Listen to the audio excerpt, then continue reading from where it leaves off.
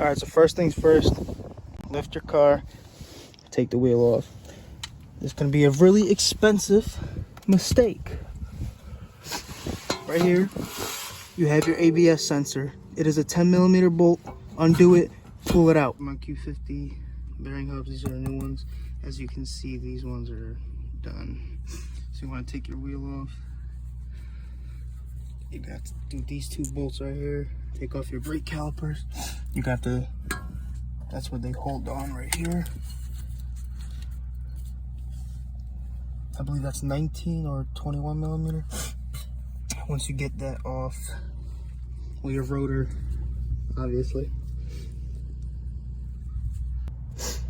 Back here we have the bottom two bolts of the hub mount. Up here we have, right here I have my head on it already, but to the left right there is the one I already moved.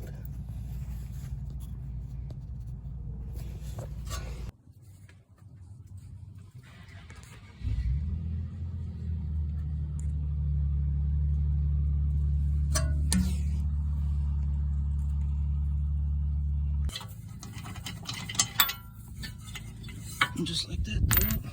Those are 17mm. Gotta get this bottom one out, and then we're gonna worry about the axle nut. So that's the last bolt. We have these. This is in the way. I'm gonna take this bracket off real quick so I can get to this last one. You're gonna need some extensions to get this one off because of the axle here, but fairly simple. This last one off. Be careful with this shield. Don't bend it. It'll scrape against the inside of your rim and it won't sound good.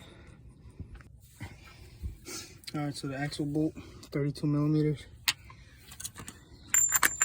You're gonna need this bad boy because it ain't coming off easy. It's simple enough. Just gotta find the pin real quick, put it back. This is loose. I'm just waiting for the AWD to kick in. And then I'm gonna knock it off real quick, pull it out. Alright, so these are the, look at that.